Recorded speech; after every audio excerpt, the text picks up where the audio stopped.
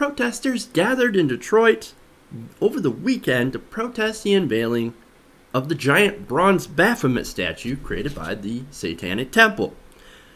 Now, according to some news reports, they kept the location of the unveiling of the monument a secret. Why? Well, because of certain threats that they have been getting. Now, these threats were mentioned in an article previously done by the Raw Story, and they include things like, "Let's burn the statue down." "Better be safe, the building might fall down. LOL. I can't wait till we take this bitch down and fuck it up. Fuck Satan." And finally, "I bet it will blow up real good." Oh boy. Okay, nice, right? Now, there weren't just threats of violence, but there were also protests, which were peaceful protests from church leaders in the area. Like Reverend Dale Bullock here, who told Reuters, quote, "The last thing we need in Detroit is having a welcome home party for evil." Wait, if you're going to have a welcome home party, doesn't that mean that evil was already there to begin with and then left? I mean, you can't welcome something home that never lived there in the first place. I'm not saying anything, I'm just saying. Bishop Corletta Vaughn told the Free Press at Saturday's protest, quote, "This unveiling will not happen in the city of Detroit on my watch." Well, okay, well, what are you going to do about it? Isn't this religious freedom at work? Oh, right. Religious freedom only exists when it comes to your religion. Okay. Which, to be honest, this is a part of your religion.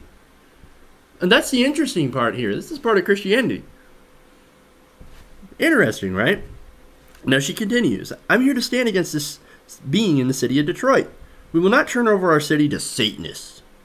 It's a violent spirit that's moving to the city and infiltrating that place. We will drive them out of Dodge." So you're going to drive them out. You're going to drive out Satan from Detroit? That's an interesting thought. Now, a protester named James Bluford of Rochester Hills added, quote, "Satan has no place in this city, or any other city." Well, to be fair, neither does God.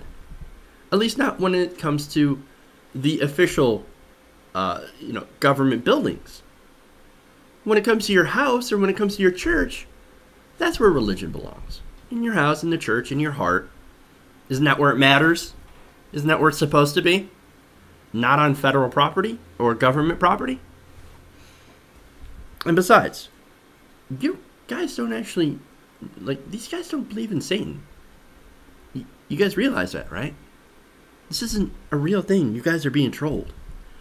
And it's actually pretty damn hilarious. But anyway. Another protester named Martin Tutwiler of Oak Park reportedly said that the Satanic Temple was forcing the statue on the city because they think we're down as a city. And not really. You see, on its website, the Satanic Temple said that the statue was intended to complement and contrast the Ten Commandments monument that already resides in Oklahoma, on the Oklahoma State Capitol grounds. And Temple spokesman Lucian Greaves, which, by the way, that's kind of a cool name, explained in a statement earlier in the year that the monument would serve as a, quote, beacon calling for compassion and empathy among all living creatures. Oh, how horrible. How evil is that? He also added that it would have a functional purpose as a chair.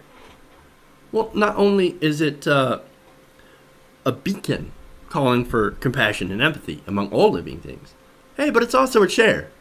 So go ahead and take a seat. I'll pass, thank you. It's because I don't find sitting on a 1-ton bronze goat man to be very comfortable. But hey, to each their own.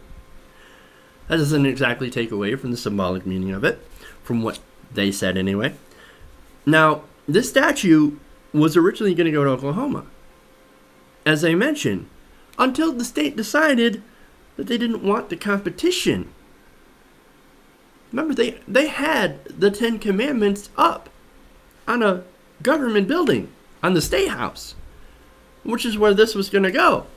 As soon as they found out the Satanic Temple was going to do it, and it was legal, they could constitutionally put it up there, because you can't actually deny someone the right. I mean, if your religion has a right to put something on the state house under their law, well, then every religion should have the right to do the same, or else it is now unconstitutional. Which is why Oklahoma said, oh crap. Okay, no, never mind. We're going to ban the plaque. And they took it down. But don't worry, because now Satan will soon be coming to Arkansas. The director of the Satanic Temple Detroit chapter, a man named Jex Blackmore, said group members plan to transport the sculpture to Arkansas to complement a privately funded Ten Commandments monument to the state capitol grounds, which was signed into law, of course, in April by Governor Asa Hutchinson. Uh-oh. Satan coming to Arkansas. He's going way down south. Okay, so look. Anybody who thinks this is really about Satan, really, they don't get it. You're not getting it, guys. This isn't about Satan. This isn't about any one particular religion.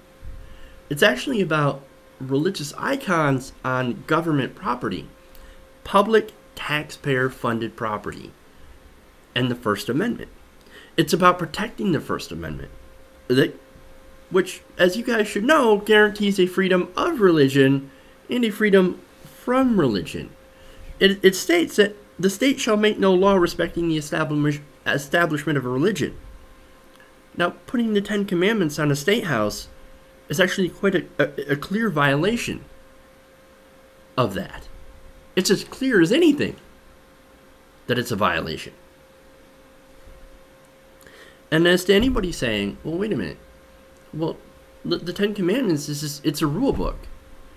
It's where we get all of our rules. It's where we get all of our laws. It's a basic for civilized law. Well, if you want to say that, then why don't we go back to the Code of Hammurabi, which is actually, it predates the Ten Commandments. And it has essentially the same things.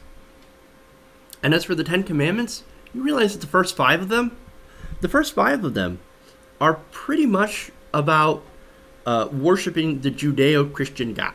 Let me go through the first five. I am the Lord thy God. The first commandment. Thou shalt have no other gods before me. Number 2. Number 3 is thou shalt not make unto thee any graven image. Now, basically that translates into, hey, no idols. Okay, we're going against idolatry. You remember the golden calf, the story of the golden calf, where, Moses and his group of, I believe it was Israelites, traveling through the desert, well, they had a golden calf, and they worshipped that. Moses was like, oh, hell no. That shit ain't gonna fly. Well, now we have our own version of the golden calf. It's actually that bull on Wall Street. But anyway, that's what that one's all about. Another one. Thou shalt not take the name of the Lord thy God in vain. Well, god damn it. Oh, shit. I just did. Anyway. And then, of course, number 5. Remember the Sabbath day to keep it holy. Now, I wonder if if any of these people work on Sunday. There you go. There's the first 5. It's all about God. Well, those aren't rules that are based in our society. They're, that are the basis of our laws. Now, the other stuff, great stuff. Thou shalt not kill. Don't murder. Don't covet your neighbor's wife. Or, don't covet her ass. Or don't covet their possessions. Great stuff. The other 5. So maybe we should, look, if they cut it down to the 5 commandments and got all mentions of God out of it, hang it up in the state house. I wouldn't have any problem with that. I don't think anybody else would either. But it's the God part. And the God parts are why people are are so determined to put these up on state houses. That's what it's about for them. And for the Satanists, it's about, hey man, let's put our monument up to show that, hey, you can't just have the monopoly. It's unconstitutional.